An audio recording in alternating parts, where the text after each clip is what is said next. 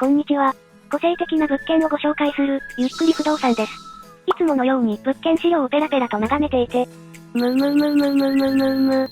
物件を見つけてしまいました。なんと、建物の幅がたったの 1.6 メートルしかない。超極細な 1K アパート。なんじゃそりゃあ。細い物件といえば、当チャンネルでも人気の回となった、ビーフンさんの、細すぎワンルームが記憶に激しく残っていますが、あれよりも細いです。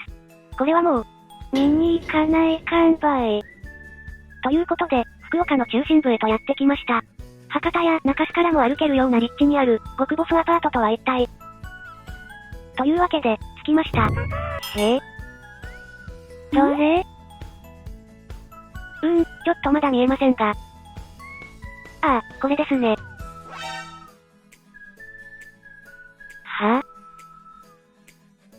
なんじゃこりゃあ。空が青いな。いや、細すぎ。目の錯覚かいな。どんな状況ですか？これは、低横幅でか。信じられないほど短い奥行きに対して、スーパーロングな横幅。こんな縦横比率の建物見たことありません。よく、道路に少しだけ面して、奥に長い建物を、うなぎの寝床なんて言いますが、道路に面しすぎたこんな状態を何と呼べばいいのでしょうか。いつもなら、1階に各部屋の玄関が並んだ建物形状を見て、これは長屋ですね。と最近得た建築知識をどやりたくなるところですが、なんじゃこりゃあ。この中にどげな部屋が作れると、もうワクワクしかありません。正面から見ると、我が目を疑う細さ。細い。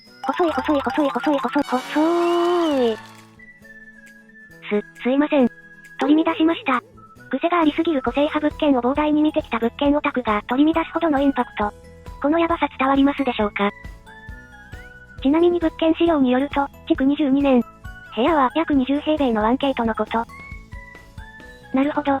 ちょっと想像してみましょうか。いや、全く想像できんばい。ということで、早速玄関入ってみましょう。握るタイプのドアノブ、久々に見た気がします。壁が近いんじゃ。って何せ約 1.6 メートルの奥行きなので当たり前なのですが、ご覧くださいこの全長。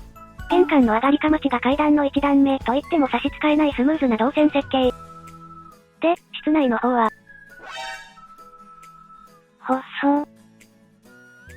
目の錯覚で壁の厚みと同じくらいの廊下幅に見えます。が実際にはしっかり人が歩ける幅が確保されています。で、いきなりドアが現れましたがこちらは、収納ではなくトイレでした。トイレ？まさかのバストイレ別。これは驚愕のスペックです。一人暮らしするときに、バストイレ別は外せんたい。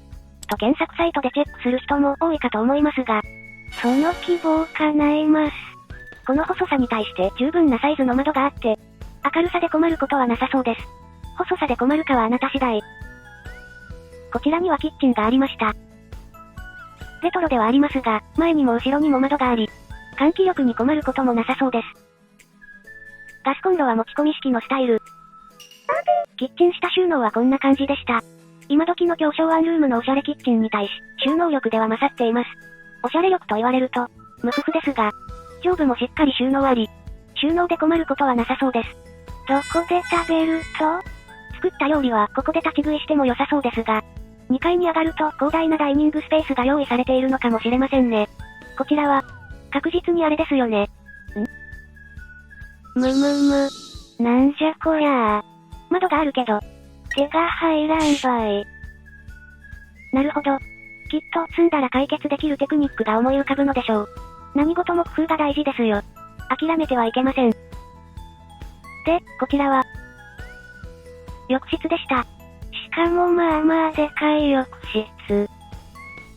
いや立派すぎん。しかも窓付き。なんというハイスペックさなんですか。今度の窓はしっかり手が入ります。お隣さんの壁？いやまあそうですよね。この立地で風呂からの眺望なんて求めていません。換気できることが重要なんですよ。この細さの室内がどうなっているのか疑問でしたが、まさかのバスト入れ別、しかも風呂窓付きというハイスペック物件。今のところネックになりそうなところなんて、食べる場所が見当たらないことくらいです。エアコンも完備。強いて言えばちょっとだけ窓のポジショニングが、なんでここにおると思ったりもしますが、僕みたいな建築素人にはわからない理由がきっとあるはず。冷蔵庫スペースも細。まあ、極細な部屋に住んで冷蔵庫だけ極太だったらびっくりしますからね。これぞバランスですよ。ということで、以上が1階でした。木造2階建てということで、この上に果たしてどんな空間が待っているのか。気になってワクワクが止まりません。改めて見ると、これは玄関という名の、廊下をくり抜いた部分。こちらから階段を登るときは若干の神歩きが求められます。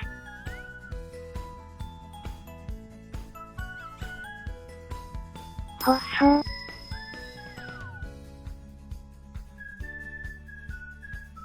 それでは登っていきましょう。窓がたくさんあって明るいのはポジティブ。ということで、2階に上がってきました。何やら蛇腹の間仕切り。いやここはあえてややおしゃれにアコーディオンカーテンと呼びましょう。で、こちらが登ってきた階段。とこちらは、何？これは一体、何と呼べばよいのでしょう。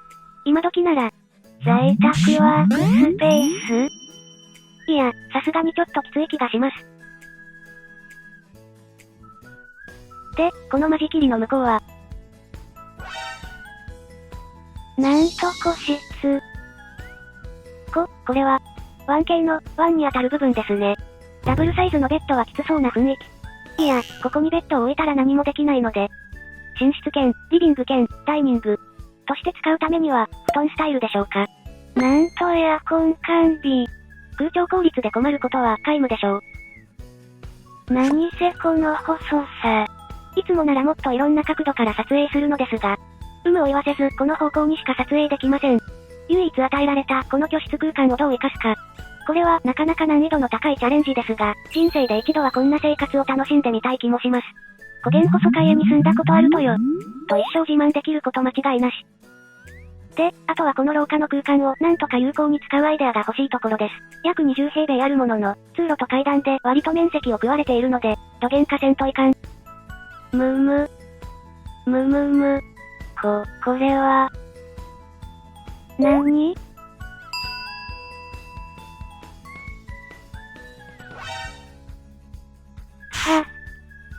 あれはもしや、落ちてたステッキ。はしごが、出たー。なんじゃこりゃー。なんか屋根裏にあるばい。なんですかこの展開は。癖がすごすぎてもう、ここの設計士さん大好きです。まさかの屋根裏部屋。でか。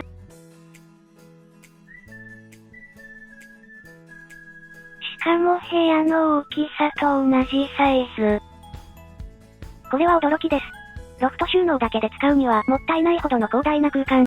空調の問題はありますが、ここを何らか活用しない手はないですね。気持ちいい季節ならここで寝ても良さそうだし。秘密の屋根裏空間という響きがなんとも素敵です。いやー、細いだけでなく、こんなおまけまでついているとは。癖な癖の盛り合わせ物件。まあ、99% の普通の人には向かない物件でしょうが、この細さを楽しんで暮らしたい、という僕のような変わった思考の人には、ぐさっと刺さる魅力があります。何せバスト入れ別ですしね。ということで、改めましてこちらが間取りです。パッと見、そこまでの細さを感じさせない、というか、実際はもっと細長い気もします。ある意味、間取り図作成ソフトで再現するのが困難なほどの細さという、凄みを感じますね。正直、スペックだけ見ると 1K としてはかなり強みがあります。街の中心部に歩ける立地で、バスト入れ別で、エアコンが2台もあって、屋根裏部屋までついていますからね。これで賃料もお手頃となれば、資料を見て、となる人も多そう。で、内見すると、なんて光景が想像できます。あ、一つ忘れてました。洗濯機はここです。まあ、他の部屋も洗濯機はなかったので、近所のコインランドリーの方がいいんでしょうね。ちなみに、物件資料には事務所使用不可という文言もありました。いつもなら、スルーする部分なのですが、今回に限っては、いや物理的にも不可、とちょっと受けてしまいました。いやー、今回も驚愕な物件に出会えて最高でした。この家で一人暮らしして、毎日、そう。って突っ込みながら生活するのも楽しそうです。次回も個性的な物件の内見を予定しています。お楽しみに。じゃん、けん、ぽん。うふふふふ。チャンネル登録してね。してね。しとると？そうね。グッドボタンもしたと？ありがとねー。